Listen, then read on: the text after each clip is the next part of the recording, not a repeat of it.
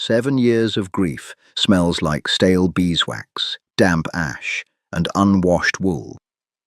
The Duke of Rothbury wore his tragedy like a heavy, sodden coat, dragging it through an estate that had effectively outlawed the sun.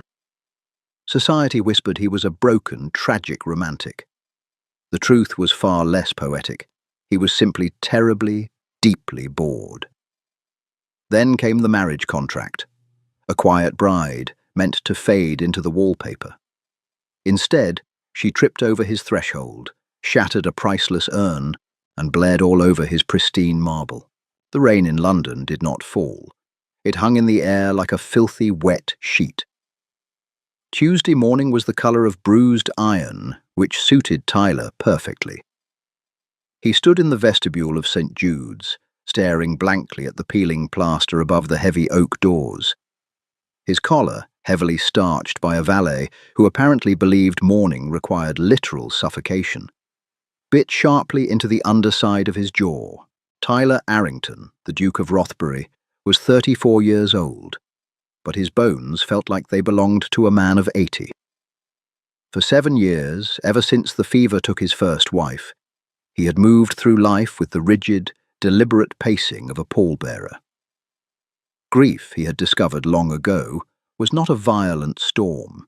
It was a slow-acting paralysis. It was sitting in a leather chair until your lower back ached. It was eating boiled mutton because the mere thought of a seasoned sauce felt like an exhausting amount of effort. He shifted his weight. His right knee let out a dry, audible pop.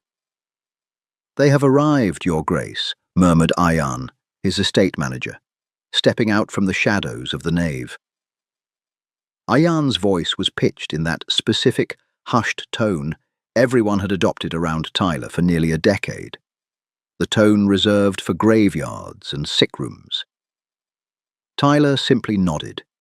He tasted the bitter remnants of black coffee on his tongue. Down the aisle, the heavy doors groaned on their iron hinges. The damp air rushed in, carrying the scent of wet cobblestones and cheap horsehair. And then Brittany Halliday entered. Tyler had seen her only once before, across a dimly lit parlour, while her father, a man sweating so profusely he smelled strongly of sour wine and desperation, haggled over the dowry. Lord Henry Halliday had sold his 26-year-old spinster daughter to clear a mountain of gambling debts. Tyler had bought her because his barristers warned him that dying without an heir would trigger a labyrinthine legal war over the estate. It was a transaction, plain and simple. As she walked down the aisle, Tyler observed her with detached, clinical eyes. There was no ethereal beauty, no hidden, radiant grace waiting to be uncovered by the love of a good man. Brittany was tall, perhaps a fraction too tall, with shoulders that hunched forward as if she were perpetually bracing for an impact. Her dress was an abomination. It was clearly a repurposed gown from a more prosperous decade, made of heavy, rustling taffeta the colour of old parchment. The bodice was slightly loose, but the sleeves were so tight she kept flexing her fingers as if trying to force the blood back into them. She did not look at him. She looked at the floorboards. Halfway down the aisle, the hem of the stiff taffeta caught on an exposed iron nail protruding from a pew. A sharp, loud rip echoed through the empty church. Her father hissed something vicious under his breath and yanked her arm. Brittany stumbled, her heavy leather boots scraping loudly against the stone floor. She didn't flush with embarrassment. She merely sighed, a heavy, exhausted exhalation that rustled the cheap veil covering her face, reached down, yanked the fabric free, and kept walking. When she finally stood beside him at the altar, Tyler could smell her. She smelled of mothballs, lavender soap, and the sharp, sour tang of nervous sweat. The vicar began to speak, his voice a droning hum that seemed to vibrate unpleasantly in Tyler's teeth. The church was freezing. Tyler watched from the corner of his eye as Brittany shivered. Not a delicate, trembling shiver, but a full-body shudder that rattled the dry taffeta. She was biting the inside of her cheek. He could see the repetitive clench of her jaw muscle. "Do you, Tyler?" The vicar paused, squinting at his prayer book in the gloom. "Take this, woman." "I do," Tyler said. His voice sounded like dry leaves scraping across a stone. "And do you, Brittany?" She swallowed hard. The sound was audible in the quiet church. "I do." Her voice was scratchy, layered with a thick coating of phlegm. She sounded as though she were recovering from a cold. When the time came for the ring, Tyler took her left hand. It was freezing. Her skin was rough, the knuckles chapped red from the wind, and her fingernails were bitten down to the quick, the cuticles jagged and angry. He slid the heavy gold band onto her finger. It was too loose. It immediately slid sideways, knocking against her knuckle. There was no kiss. The vicar did not suggest one, and neither of them offered. The registry was signed in scratching, halting ink. The inkwell smelled faintly of vinegar. As they turned to walk back down the aisle, Tyler felt her rigid arm loop through his. Her fingers dug into the heavy black wool of his sleeve like talons. "Try not to walk so fast," she muttered, her voice barely a breath, directed firmly at the floor. "The left heel of this boot is loose, and if I lose it in here, my father will likely have an aneurysm." Tyler looked straight ahead. The muscles in his neck felt like coiled wire. He slowed his pace by a fraction. "Noted, madam." The carriage ride to Rothbury Hall was an exercise in mutual, suffocating endurance. The journey took 40 minutes, every second counted by the rhythmic, teeth-rattling jolts of the iron-rimmed wheels hitting the rutted country roads. Tyler sat on one side of the velvet-upholstered bench, his long legs angled toward the door, staring out the window at the blurred, skeletal branches of the winter trees. The glass was cold against his temple. The carriage smelled of wet leather and stale cigar smoke from a journey taken years ago. Brittany sat opposite him. She was entirely rigid. The stiff taffeta of her dress filled the narrow space between them, the fabric expanding like an aggressive, rustling fungus. Every time the carriage hit a bump, the taffeta crunched violently. 10 minutes into the ride, a loud, cavernous sound broke the silence. It was Brittany's stomach. It grumbled with a deep, liquid resonance that seemed to echo in the small cabin. Tyler blinked, slowly pulling his gaze from the window to look at her. Brittany was staring fixedly at the brass lamp mounted on the carriage wall. Her jaw was clamped shut. A slow, dull red flush was creeping up from her starched collar, mottling her neck. She didn't say a word. Tyler reached over to the small, polished mahogany compartment built into the door. He unlatched it, the brass lock clicking sharply, and retrieved a tin box. He opened it, revealing 3 dry, dense oat biscuits that his cook insisted on keeping stocked for long rides. He held the tin out across the expanse of taffeta. Brittany looked at the biscuits. Then she looked at him. Her eyes, he noticed for the first time, were a very dull, flat brown, like wet bark. "They taste faintly of dust," Tyler said, his voice flat. "But they are heavy." She reached out, grabbed a biscuit and bit into it. Crumbs immediately showered down the front of her dark bodice. She chewed methodically, swallowing with a hard, visible gulp. "Thank you," she said, brushing a crumb from her lap, only to smear it deeper into the fabric. They did not speak again until the carriage turned off the main road and the wheels hit the crushed gravel of the Rothbury estate. The sound was deafening, a sharp, crunching roar that signaled their arrival. Tyler looked out the window as the imposing silhouette of Rothbury Hall loomed into view. It was a massive, sprawling structure of blackened limestone, flanked by ancient oaks that looked like gnarled hands trying to pull the roof off. The windows were narrow, the drapes drawn tight against the light. It looked less like a home and more like a mausoleum waiting for its next occupant. The carriage lurched to a halt. The footman, a young, terrified-looking boy named Peter, scrambled to open the heavy door, pulling down the iron steps. Tyler stepped out first. The air was frigid, slicing right through his wool coat. The sky had darkened to a bruised purple. He turned, holding out a gloved hand to his new wife. Brittany moved to the door. The loose bodice of her gown caught on the brass handle of the doorframe. She tugged at it, a quiet sound of pure frustration escaping her lips. With a harsh jerk, she freed the fabric, the sound of tearing threads distinct in the quiet evening air. She stepped out. Her foot hit the top iron step. The loose heel she had mentioned in the church finally gave way, twisting violently inward. What followed happened in a bizarre, excruciating slow motion. Brittany pitched forward. She didn't cry out. She simply threw her hands out in a desperate bid to find purchase. Her right hand completely missed Tyler's outstretched glove. Instead, her shoulder slammed heavily into his chest, knocking the wind out of him in a sharp huff. Her momentum carried them both toward the grand stone threshold of the double doors, which had been thrown open by the waiting butler. Brittany's heavy, ruined boot caught the edge of the thick, woven threshold rug. She went down hard. As she fell, her left arm flailed out to brace against the wall. Instead of the wall, her palm collided squarely with the smooth, cold surface of a massive marble pedestal. Atop the pedestal sat a towering, hideous Ming Dynasty porcelain urn. A grotesque, clawed thing painted in garish greens and reds. It was a wedding gift from his late wife's mother. Tyler had loathed it for 7 years.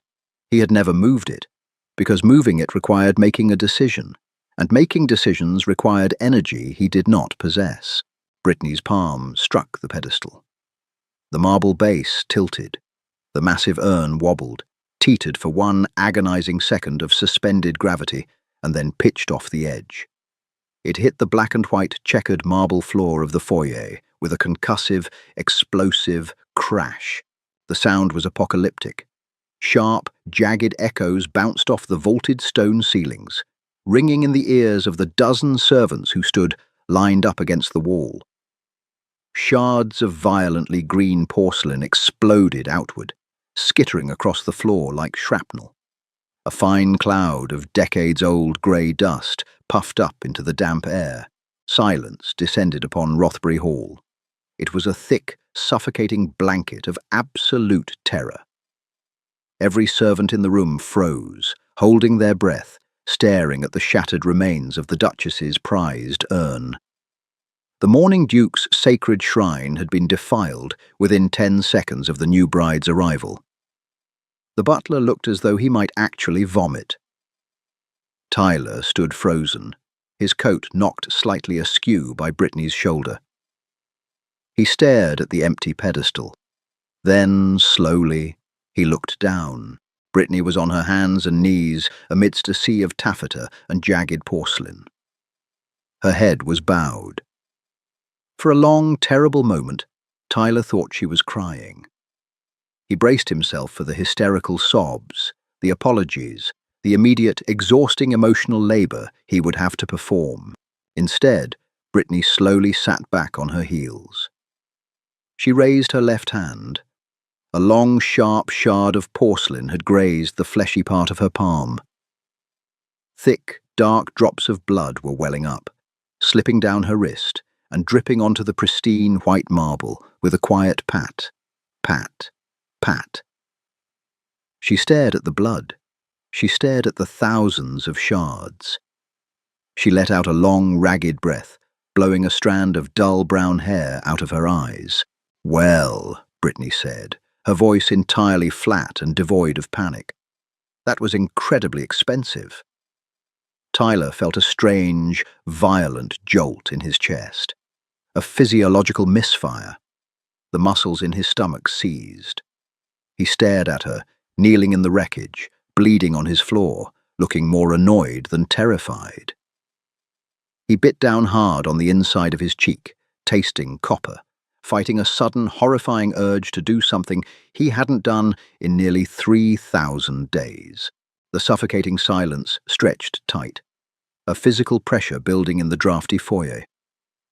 The housekeeper, Mrs. Gable, a woman made entirely of sharp angles and black bombazine, took a tentative, horrified half-step forward.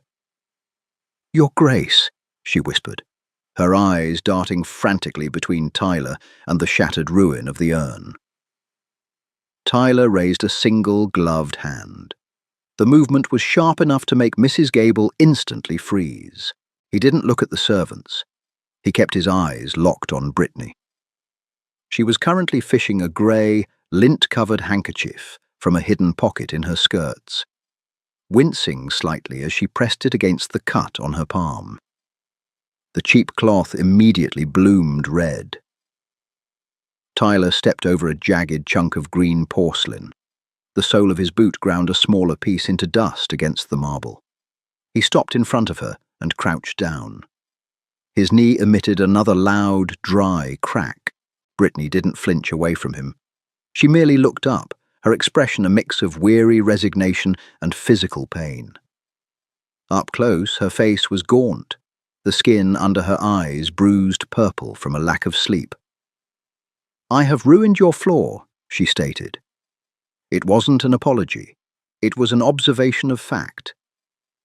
"The floor is stone, madam. It will survive," Tyler said, his voice dropping into a low, gravelly register. He reached out and took her wrist. Her skin was freezing, but beneath the chill, her pulse was frantic, hammering against his thumb like a trapped bird.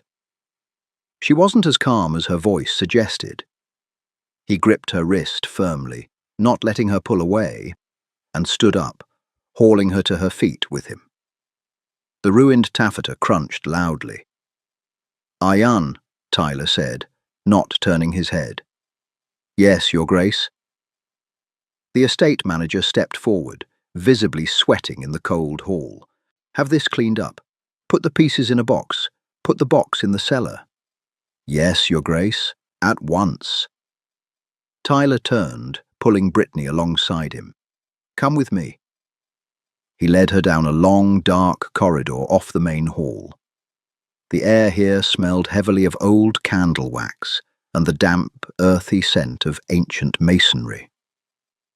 He didn't slow his pace, though he noted the slight drag of her left foot, the broken boot heel scraping uselessly against the floorboards. He pushed open a heavy oak door at the end of the hall. The library. It was the only room in the house Tyler actually occupied. It smelled deeply of pipe tobacco, aged leather, and the dry, papery scent of decaying books. The heavy velvet curtains were drawn tight. The hearth was filled with cold ash, unlit. He guided her to a cracked leather wingback chair near the fireplace and pushed her gently down by the shoulder. She sank into it with a heavy sigh, the chair groaning under the stiff layers of her dress. Tyler walked over to a dark mahogany side table. He opened a drawer and pulled out a small, brass-cornered medical box. He set it on a low table beside her chair and unlatched it. The sharp, medicinal sting of iodine immediately cut through the smell of stale tobacco.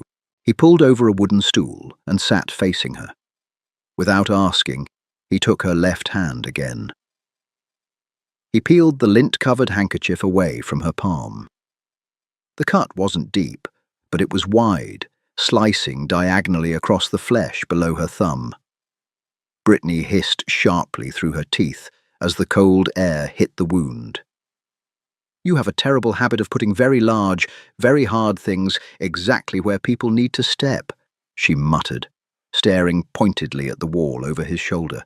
Tyler paused, holding a clean linen square soaked in iodine. He looked up at her. Her jaw was set, defensive. In 7 years, no one had spoken to him with anything less than absolute, deferential reverence. The staff walked on eggshells. His peers spoke in hushed, pitying tones. Everyone treated him like a volatile explosive made of spun glass. And here was his new bride, bleeding on his upholstery, blaming him for her own clumsiness.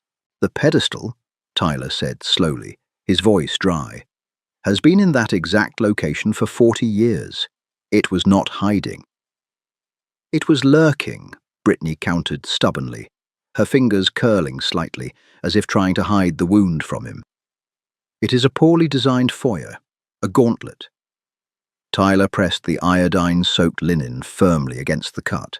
Brittany flinched violently, a sharp, choked gasp escaping her throat. Her right hand gripped the arm of the leather chair so hard, her knuckles turned stark white. She clamped her eyes shut, her breathing hitching in her chest. "It stings," Tyler noted unhelpfully. "You are a master of observation, Your Grace," she managed to grit out, her eyes watering. He began to wrap a clean bandage around her palm, pulling the white cotton tight. "You ruined an authentic Ming Dynasty urn." "It was hideous," Brittany said, opening her eyes. She glared at his hands as he worked. "It looked like a diseased cabbage. I did you a favor." Tyler stopped wrapping. His hands froze mid-motion. The silence in the library stretched, absolute and heavy. The only sound was the hollow, rhythmic ticking of the grandfather clock in the corner. Brittany's bravado seemed to crack. She looked at his frozen posture, the sudden stillness of his shoulders, and the blood drained completely from her face. She swallowed, the sound loud in the quiet room. She suddenly remembered who she was speaking to. The mourning Duke, the man who had locked himself in a tomb of his own, making for the love of his dead wife. And she had just insulted a priceless piece of his past. Brittany's voice faltered, dropping into a whisper. Her shoulders hunched forward again, shrinking into the cheap taffeta. "I apologize, that was out of line. I am very tired, Your Grace." Tyler didn't speak. He stared at the white bandage in his hands. He felt a strange, tight pulling sensation in his chest, a bizarre heat blooming behind his ribs. It felt like an illness. It felt terrifyingly foreign. The urn was hideous. It was exactly like a diseased cabbage. Clara's mother had gifted it to them, and Clara had hated it just as much as he did. They used to mock it when the old woman wasn't visiting. For the first time in 7 years, the thought of Clara did not bring the familiar, crushing weight of lead in his stomach. It just brought the memory of the joke. Tyler slowly tied off the bandage, tucking the loose end securely under the wrapping. He let go of her hand. He sat back on the hard wooden stool, looking at the exhausted, terrified, aggressively defensive woman sitting in his leather chair. Her hem was torn, her boot was broken, and she smelled of cheap soap and iodine. A muscle in Tyler's jaw twitched. The tight, frozen mask of his face fractured just a millimeter. The corner of his mouth pulled upwards in a sharp, involuntary jerk. It wasn't a smile. It was too rusty, too broken to be a smile. But it was not a scowl. "Yes," Tyler said softly, his voice rougher than before. "It really was." Brittany blinked, clearly entirely thrown off balance by his reaction. She opened her mouth to speak, but the words died in her throat as a loud, aggressive crack of thunder rolled over the estate, rattling the window panes. The rain had finally arrived in full force, lashing violently against the glass. Tyler stood up. His joints ached. He looked down at her. "There is ink on your nose, Brittany." She frowned, immediately reaching up with her uninjured hand to scrub roughly at her nose. "Where? You missed it." He turned away, walking toward the heavy oak door. "I will have Mrs. Gable draw you a bath. Try not to drown. I imagine the paperwork would be incredibly tedious." He walked out, pulling the door shut behind him. As the latch clicked into place, Tyler stood in the dark, drafty hallway. He closed his eyes. The tight, suffocating band that had wrapped around his chest for 2,555 days loosened, just by a fraction of an inch, but enough to let him take a full, deep breath. The bathwater was entirely lukewarm. It smelled strongly of lye soap and ancient copper piping, the scent hanging thick in the cavernous, draughty bathing chamber. Brittany submerged herself until the tepid water kissed her collarbone, staring at the peeling plaster cherubs on the ceiling. Her left hand, clumsily wrapped in Tyler's stark white linen, hung over the edge of the copper tub to stay dry. She was shivering. Her muscles, tight as piano wire since the carriage ride, refused to uncoil. She had survived the wedding. She had survived her father's frantic, sweaty farewell. She had shattered a priceless artifact and bled on a duke's floor. Now she simply had to survive the rest of her life in a house that felt like a beautifully furnished tomb. When she finally emerged, her skin puckered from the chill, she found a different dress laid out on the massive four-poster bed. Her trunk had been unpacked. Mrs. Gable, moving with the silent efficiency of a wraith, had clearly assessed her meagre wardrobe and selected the least offensive option: a heavy, dark, slate-blue wool gown. It was severe, high-collared, and smelled faintly of lavender and old mothballs. But it was warm. Brittany dragged it over her head, wrestling with the tiny hooks at the bodice with her one good hand. Dinner was served at 8. The dining room of Rothbury Hall was an exercise in architectural intimidation. The ceiling was lost in shadows. A massive chandelier hung dead and unlit above a mahogany table long enough to seat 30 people. At the far end of the table sat Tyler. He was bathed in the meagre light of 2 solitary beeswax candles. He had not changed his clothes, though he had discarded his heavy tailcoat. He looked smaller here, swallowed by the sheer volume of the empty room, his shoulders rigid beneath his black waistcoat. A footman pulled out a chair at the opposite end of the table. Brittany stared at it. The distance between her chair and Tyler's was roughly 20 feet of polished wood. She sat down. The chair was incredibly heavy. The carved wood dug into her spine. Dinner was a silent, meticulously choreographed haunting. Footmen emerged from the gloom, placing plates down with practiced, terrifying silence. The first course was a watery, grey soup that tasted faintly of parsnips and despair. Brittany picked up her heavy silver spoon. It felt cold and dense in her grip. She looked down the length of the table. Tyler was staring at his bowl. He picked up his spoon, dipped it into the grey liquid, and brought it to his mouth. He chewed once, though there was nothing to chew, and swallowed. His face betrayed absolutely no emotion. He ate like a machine tasked with a grim, necessary chore. Brittany tasted her soup. It was completely devoid of salt. She set her spoon down. The sound, a sharp clink of silver against porcelain, cracked through the room like a musket shot. Tyler paused, his spoon halfway to his mouth. He did not look up, but his posture stiffened. Brittany looked around the immediate vicinity of her place setting. There were 5 forks, 3 knives, and 2 crystal goblets. There was no salt cellar. She looked down the 20 feet of mahogany. A small cut-glass bowl of salt sat exactly at the midway point of the table. She calculated the distance. She calculated the exhaustion in her bones. She looked at the bruised purple bags beneath her new husband's eyes. "Excuse me," Brittany said. Her voice rasped in the cavernous space. Tyler slowly lowered his spoon.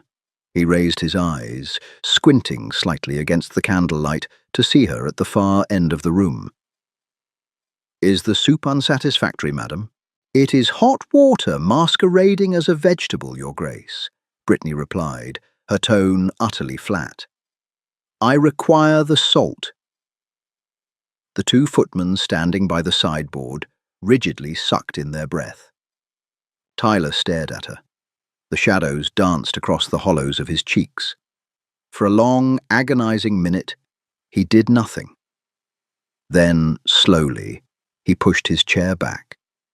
The wooden legs scraped harshly against the floorboards. He stood up, walked 10 feet down the length of the table, picked up the small crystal salt cellar, and walked the remaining 10 feet to her chair. He set it down next to her water goblet with a sharp clack. "Thank you," she said, not looking at his face, but at the knuckles of his hand.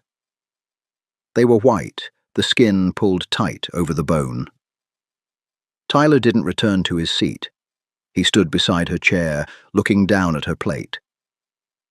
"My cook, Mrs. Higgins, believes that spices excite the blood. She has been boiling my meals for 7 years." Brittany took a pinch of salt with her good hand and sprinkled it heavily over the grey soup. She took another pinch and did it again. "Your blood must be entirely comatose by now." Tyler let out a short, sharp exhalation through his nose. It wasn't a laugh. It was merely a forceful expulsion of air. "It is." He turned and walked the 20 feet back to his chair. He sat down, picked up his spoon, and resumed eating his unseasoned water. Brittany ate. The salt helped, marginally. As she swallowed the hot liquid, she realized something unsettling. The silence in the room had changed. It was no longer the heavy, suffocating silence of an empty tomb. It was the tense, vibrating silence of two strangers sitting in the dark, profoundly aware of each other's breathing. Mourning at Rothbury Hall did not break. It merely seeped in through the cracks in the heavy velvet curtains. Tyler was in the library by 6. This was his routine.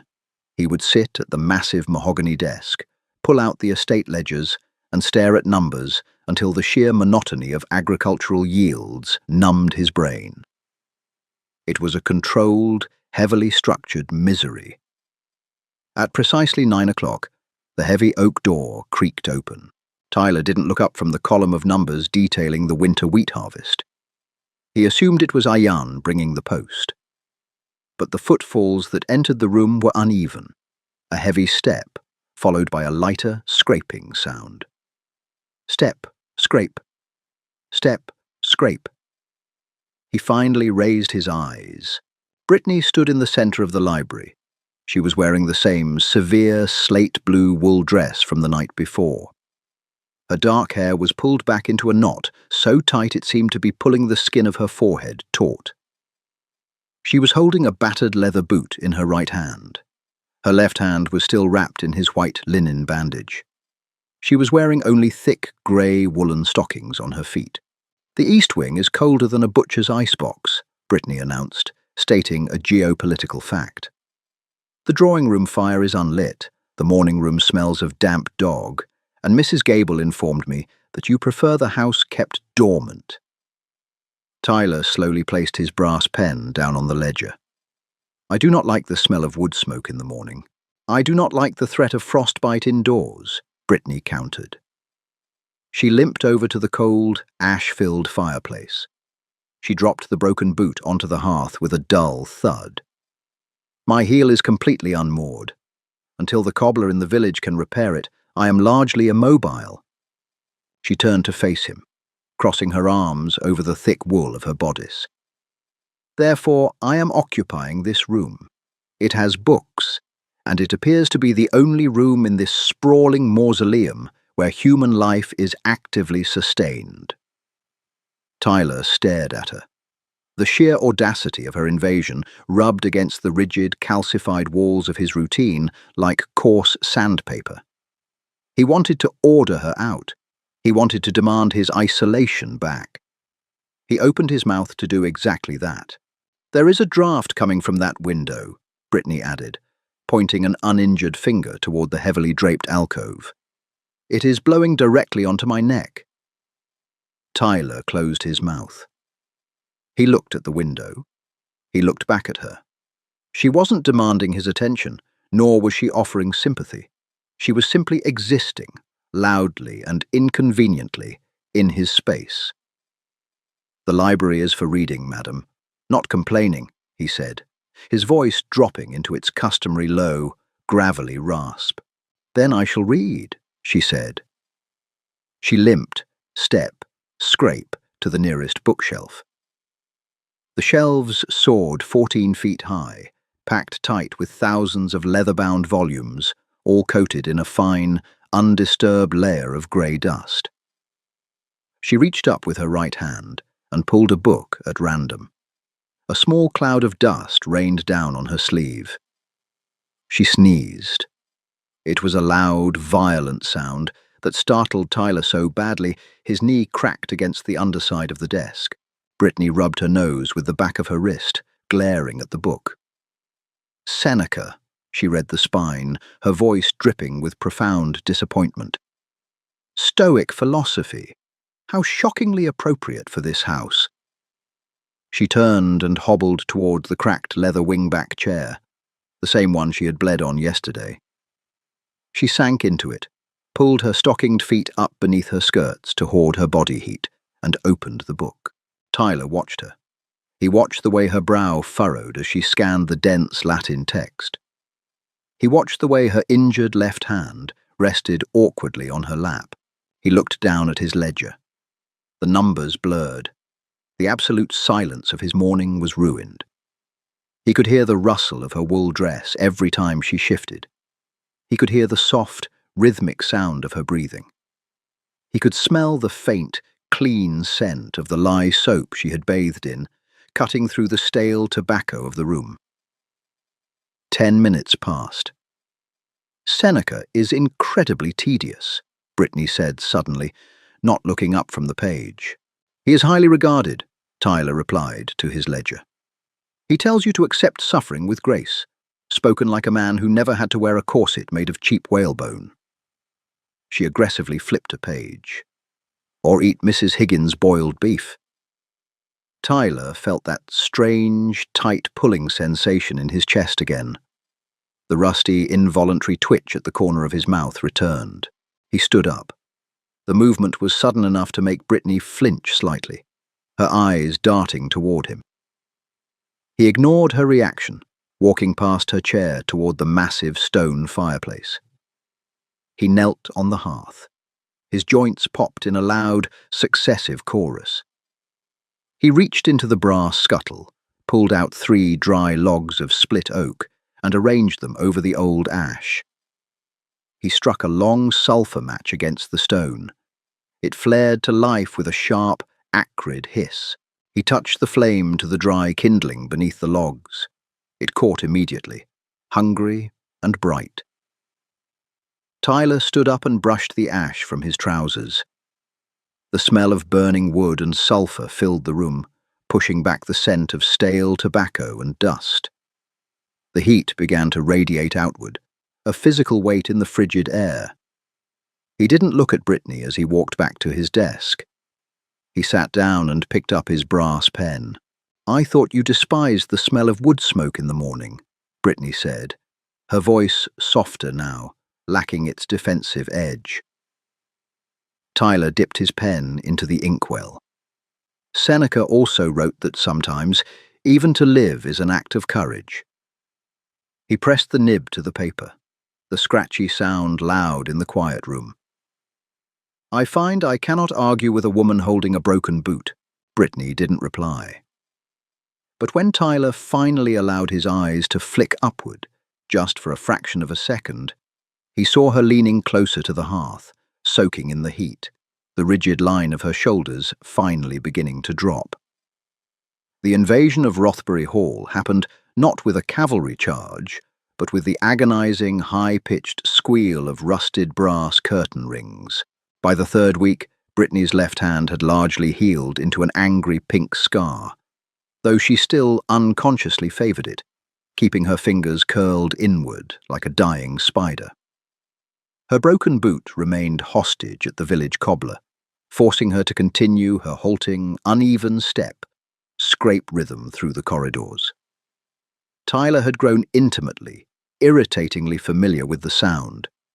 He could track her location in the massive house purely by the acoustic echoes of her limp, It was a Tuesday afternoon when the scraping stopped outside the east drawing room.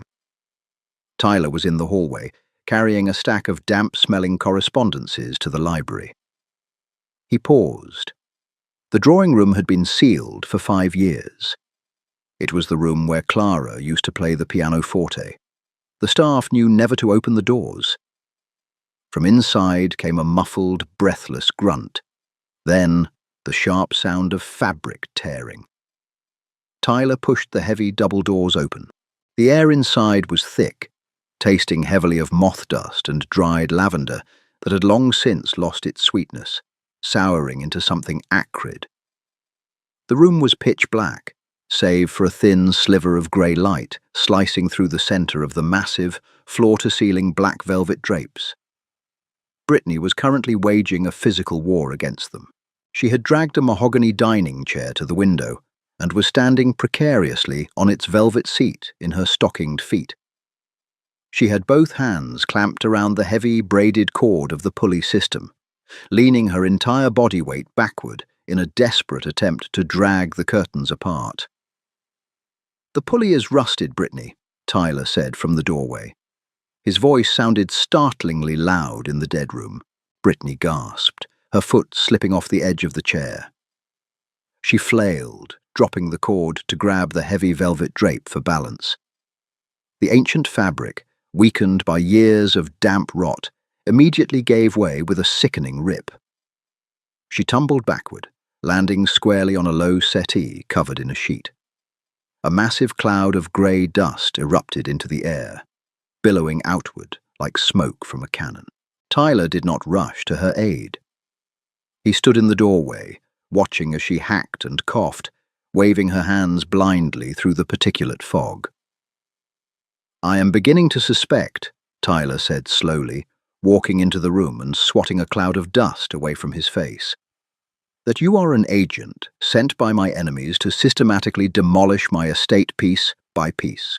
Brittany dragged herself into a sitting position. Her slate-blue dress was covered in a thick layer of grey grime. She rubbed a streak of soot across her forehead with the back of her wrist, glaring at him through the haze. "If I were an assassin, Your Grace, I would simply lock you in this room and let the mould in the upholstery finish the job," she wheezed. "It smells like a crypt. I was looking for a book on botany I was told was in here, and I refused to search in the dark." Tyler stopped a few feet from the settee. He looked up at the window. The torn velvet hung in a ragged, pathetic strip. "This room is kept closed."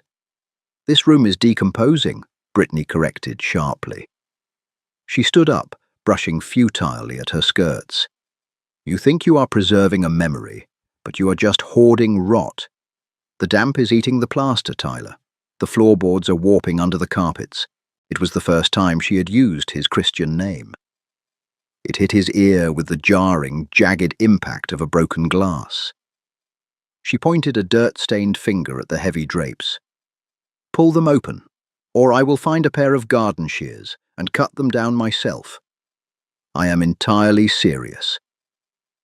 Tyler looked at her. Her hair was unraveling from its severe knot. She was filthy, panting, and aggressively defiant. She did not look like a duchess. She looked like a feral cat backed into a corner of a cellar. He walked past her, his boots leaving clear, sharp footprints in the dust on the floorboards. He grabbed the heavy braided cord she had abandoned. He wrapped it twice around his leather-gloved hand, braced his boots against the wainscoting, and pulled. The muscles in his back, dormant and stiff for years, screamed in protest. The rusted iron pulley at the top of the window frame shrieked, a high, metallic agony. He gritted his teeth, tasting the metallic tang of old blood in his mouth, and threw his weight backward. With a sound like a gunshot, the rust broke. The heavy black velvet drapes rushed apart, collapsing into a heap of fabric and dust on either side of the alcove. Light slammed into the room. It was not a gentle, romantic illumination. It was the harsh, unforgiving glare of a bleak winter afternoon, and it illuminated every single floor. Tyler blinked against the sudden brightness, his eyes watering violently. He turned around. Brittany was right. The room was not a pristine shrine. The sunlight revealed wallpaper peeling away in long yellowed strips like dead skin. The sheet covering the pianoforte was speckled with black mildew. The colours of the Persian rug had bled into a muddy, indistinct brown. It was not a room frozen in time, it was a corpse left out to weather. He stared at the peeling wallpaper. The crushing, suffocating weight he had carried for 7 years suddenly felt less like a tragic, noble grief, and more like a profound, humiliating foolishness. He had been guarding a pile of garbage. "It's ruined," Tyler whispered. The roughness in his throat was not from the dust. Brittany stepped forward, her stockinged feet silent on the ruined rug. She stopped beside him. She smelled intensely of dust and the faint, sour tang of nervous sweat, but she didn't shrink away from the squalor. "It's just water damage and moths," she said, her voice dropping its sharp edge, softening into something painfully practical. "It can be scrubbed, it can be aired out, but you cannot fix something if you refuse to look at it." Tyler looked down at her. The sunlight caught the dull brown of her eyes, illuminating tiny amber flecks near the pupil.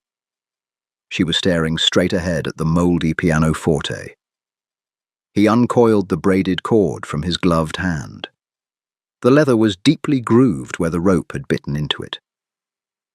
"Inform Arjan to have the staff strip the room," Tyler said, his voice entirely hollow. "Burn the drapes." He walked out, leaving the doors wide open behind him, the cold winter air rushing into the lungs of the dead room. The cobbler returned the boot on a Thursday. That evening, Tyler sat in the library, staring at the fire. The flames chewed methodically through the dry oak, spitting tiny sparks against the iron grate. The door opened. The footsteps that entered the room were perfectly, terribly even. Step, step, step. Tyler closed his eyes for a fraction of a second. He had hated the scraping sound of her broken heel, but the sudden absence of it felt strangely disorienting. It felt like a clock missing a tick. Brittany walked over to the opposite wingback chair and sat down. She was wearing a different dress tonight, a dark, muted green that actually fit her shoulders properly, though the cuffs were visibly frayed. She tucked her newly shod feet beneath the hem. "You walk like a normal person again," Tyler observed, not looking away from the fire. "A temporary illusion, I assure you," Brittany said, leaning her head back against the cracked leather. "My father purchased these boots from a man who primarily made harnesses for draft horses. They will inevitably fail again." Tyler reached over to the small table beside his chair. Sitting on a silver tray was a crystal decanter filled with a dark amber liquid, flanked by 2 heavy glasses. He pulled the glass stopper out, it squeaked sharply, and poured a generous measure into both glasses. He stood, walked over, and handed her one. She took it, her fingers brushing his. Her skin was warm. "What is this?" "French brandy," Tyler said, returning to his seat and taking a sip. The liquid burned a hot, vicious trail down his throat, pooling like liquid coal in his stomach. "It has been sitting in the cellar since before I was married, to my first wife." He said it deliberately. A test. A blunt instrument swung in the quiet room. Brittany looked at the amber liquid. She didn't flinch at the mention of Clara. She didn't offer a platitude. She just brought the glass to her lips and took a large swallow. She immediately choked. She coughed violently, her eyes watering as she slammed the glass down on the side table. "Good God!" she rasped, thumping her chest with a closed fist. "That tastes like a campfire extinguished with kerosene." "It is considered exceptionally rare," Tyler said, mildly, taking another, smaller sip. "Then the French are masochists," she croaked, wiping a tear from the corner of her eye. She looked across at him, her chest still heaving slightly. "Why did you buy me, Tyler?" The question dropped into the space between them, stripping away the thin veneer of civility they had managed to construct. It was brutal. It was entirely unpolished. Tyler looked at his glass. The firelight refracted through the crystal, throwing jagged orange shadows across his knuckles. "My barristers informed me that if I died without an heir, the estate would fall to my cousin in Yorkshire. He is a man who breeds fighting dogs and possesses the intellect of a root vegetable. He would sell the land and evict the tenants within a year." "So you required a womb," Brittany stated. There was no self-pity in her voice, just the hard, flat cadence of an accountant reading a ledger. "And my father was having his kneecaps threatened by a gambling syndicate. We were the cheapest, most desperate option on the market." "Yes," Tyler said. He looked up, meeting her eyes. "You were."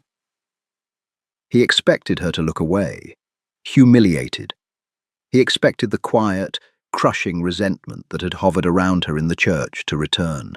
Instead, Brittany reached out, picked up the glass of terrible brandy, and took another, more cautious sip. She swallowed hard, shivering slightly as it went down. "I used to lie awake at night," Brittany said softly, staring at the fire, "terrified he would sell me to Lord Alvington. The man is 70 years old, smells of spoiled milk, and has a goiter the size of a summer squash. When my father told me he had secured the Mourning Duke of Rothbury instead, I nearly wept with relief." She turned her head to look at him, her mouth twisting into a wry, bitter line. "They told me you were a tragic phantom. They said you lived in the dark, weeping over a shrine, and that you would likely lock me in a tower and never speak to me.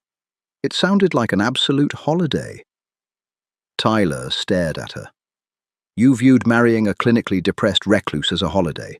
"A recluse with his own teeth and a staggering fortune," Brittany corrected sharply. "Do not underestimate the appeal of a man who ignores you, Tyler. It is vastly superior to a man who demands you entertain him." She sighed, swirling the brandy in her glass. "But then I arrived, and I smashed your urn, and now I find myself fighting your drapery and drinking your kerosene. It is entirely exhausting." A strange pressure was building behind Tyler's ribs. It felt like a physical blockage, a sudden restriction of oxygen. He gripped his glass tighter, his knuckles whitening. "I am sorry I have failed to be sufficiently neglectful," he managed to say, his voice thick. "I suppose I will adapt," Brittany muttered. "Though if you begin asking me to embroider cushions or play the pianoforte, I will pack my ruined boots and walk back to London." The image flashed in Tyler's mind. This tall, clumsy, brutally pragmatic woman, marching down the muddy country road in draft horse boots, furious because he had asked her to needlepoint. The pressure in his chest suddenly snapped. It started as a harsh, coughing sound deep in his throat.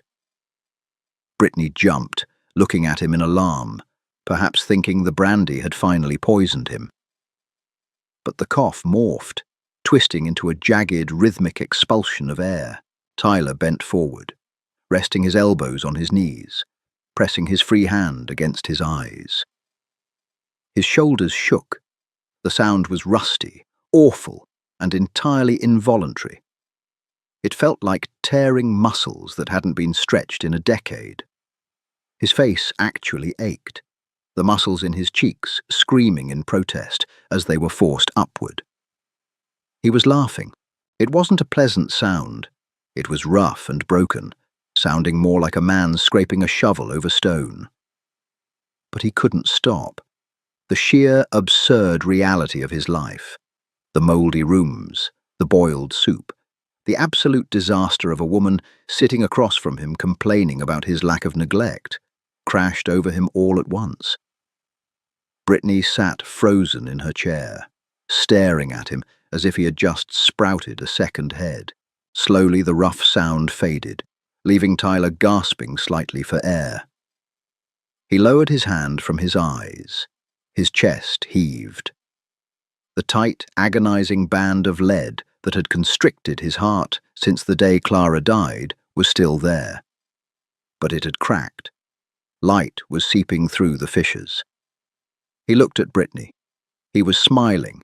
It was an uneven, crooked thing, completely altering the stark, haunted architecture of his face.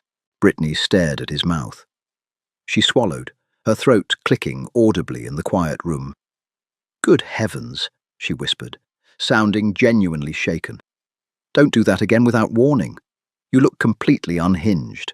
"I feel unhinged," Tyler admitted, his voice still rough with the residue of the laugh. He took a long, steadying breath, the smell of wood smoke and bitter brandy filling his lungs. For the first time in 2,570 days, Tyler Arrington realized he was not dead yet. March arrived in a brutal, muddy assault.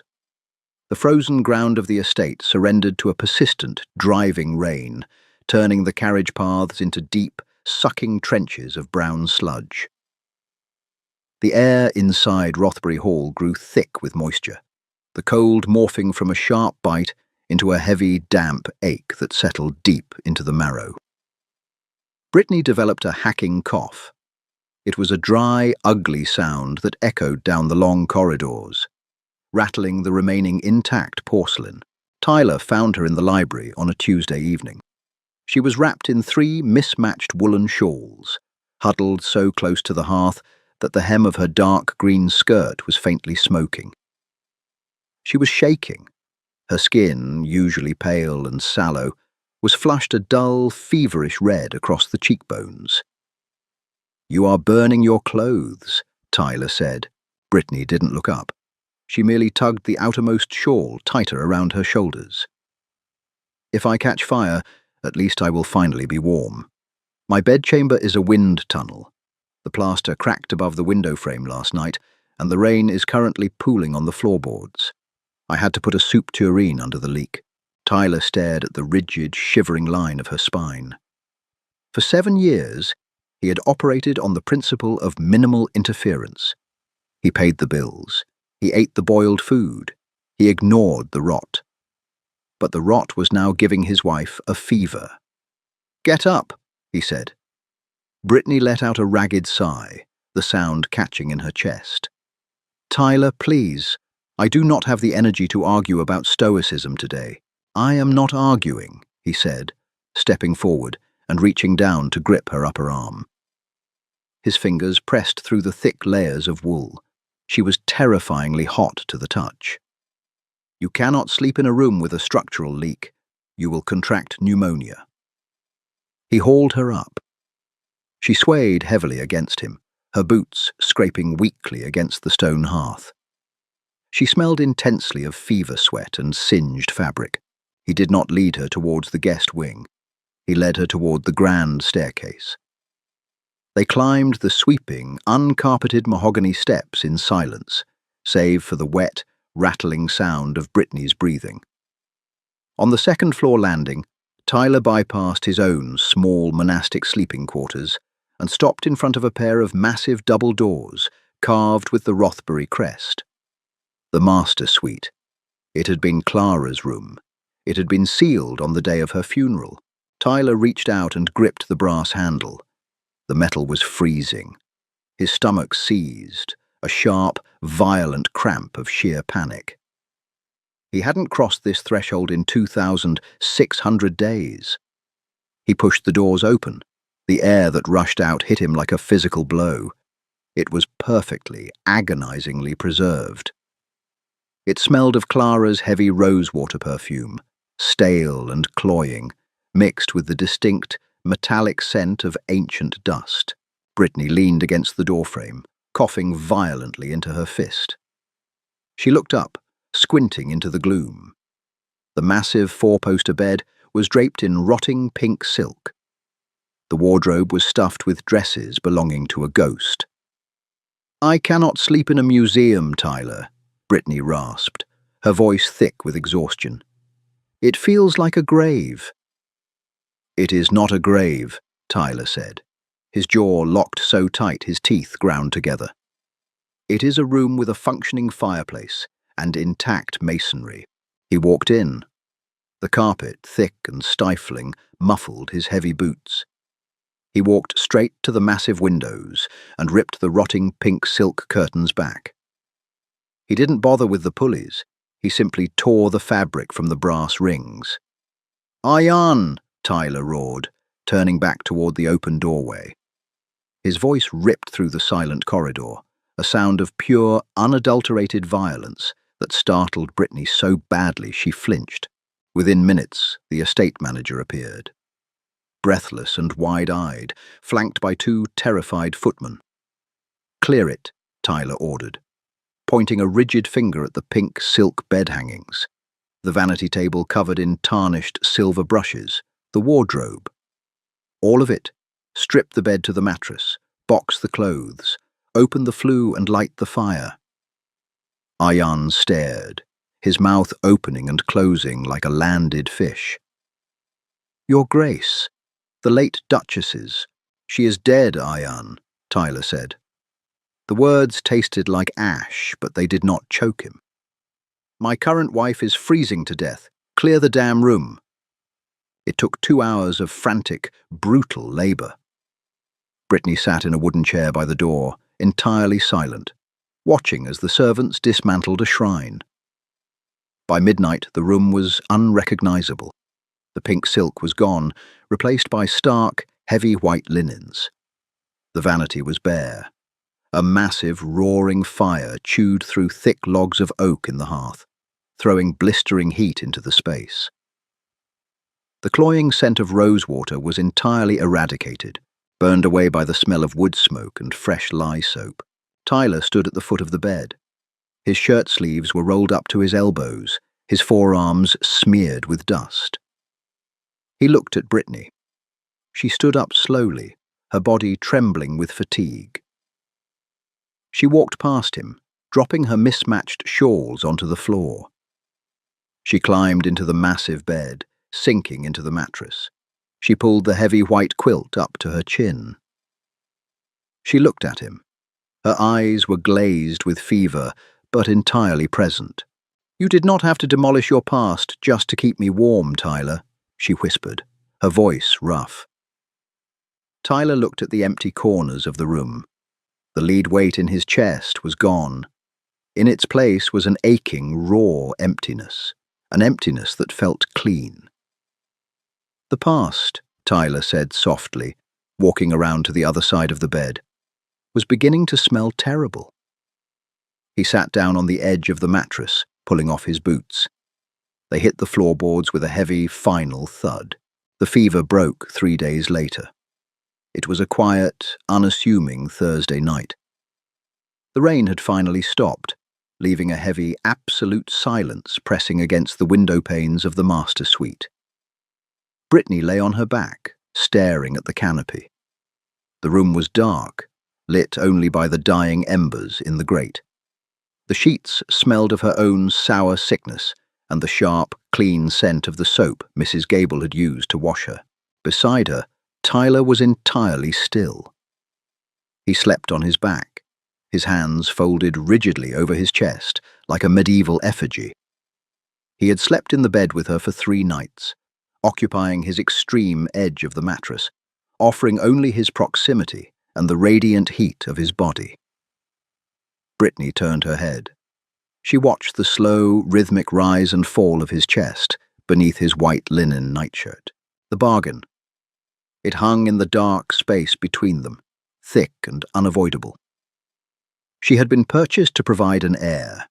They had survived the urn, the rotten curtains, the fever, but they had not fulfilled the contract. She swallowed. Her throat was still raw. She slowly, agonizingly, slid her hand across the cold expanse of the sheet. Her knuckles brushed the heavy wool of his blanket. Tyler's eyes snapped open. He didn't move his head, but his breathing stopped instantly. "You are awake," Brittany whispered. "I am generally awake when I am being stared at," Tyler replied, his voice a low, gravelly scrape in the dark. Brittany shifted, turning fully onto her side to face him. Her knee bumped against his thigh beneath the covers.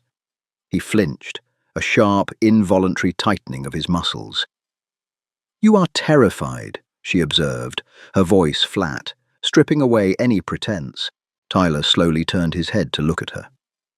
The embers cast a dull, reddish glow across his gaunt face. "I am 34 years old, Brittany.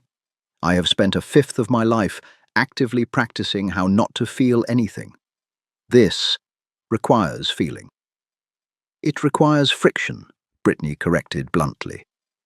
She hated the delicate, dancing euphemisms her mother had fed her before she died. "And a moderate amount of coordination." Tyler let out a short, jagged huff of air. That rusty, broken sound. "You possess the romantic soul of a bricklayer." "I possess a debt," Brittany said softly. The humour drained from her voice, leaving only the raw, ugly truth. "You paid my father's creditors. You took me out of a house that smelled of gin and terror. I owe you a child, Tyler. Let us just get it done." Tyler stared at her. The shadows deepened the hollows under his eyes. Slowly, he reached out. He didn't reach for her waist or her face. He reached for her left hand, the one that lay resting on the quilt. His rough, calloused fingers traced the raised pink line of the scar on her palm. The flesh was still tender.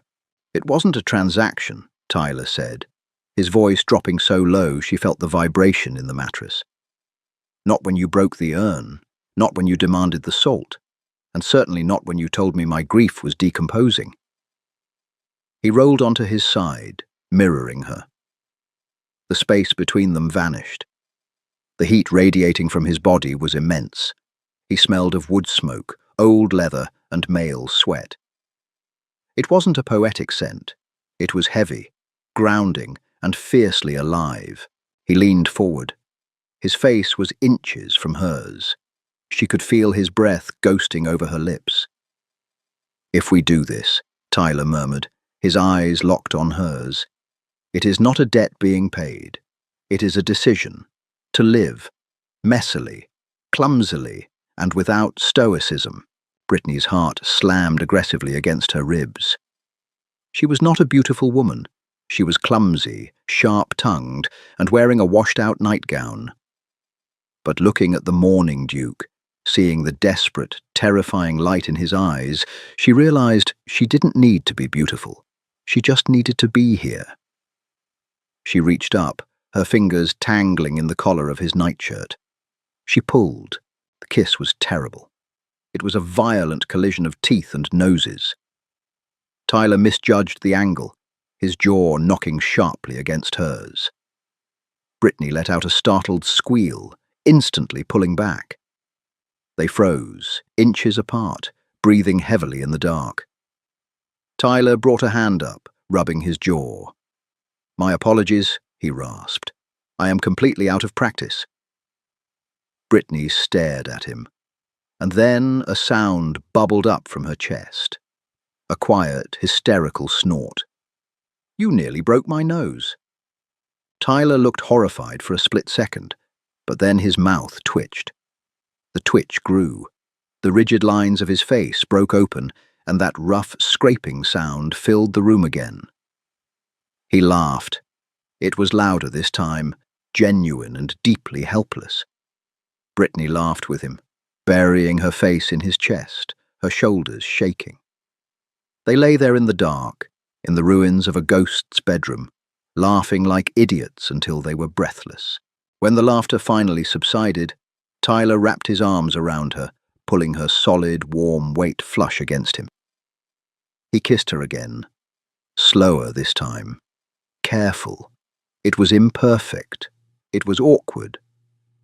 But as his hands moved down her spine and she let out a quiet, shuddering breath, the silence of Rothbury Hall finally shattered for good. If you felt the raw, clumsy emotion in Tyler and Brittany's messy journey from grief to life, hit that like button right now. We pour our hearts into crafting grounded, human historical dramas that skip the cliches and focus on the gritty, imperfect beauty of real love. Don't let this story fade into the dust. Share this video with a friend who appreciates a fiercely practical heroine and a brooding duke who finally learns how to smile again. Subscribe to our channel and turn on notifications so you never miss our next deeply emotional, pulse-pounding romance.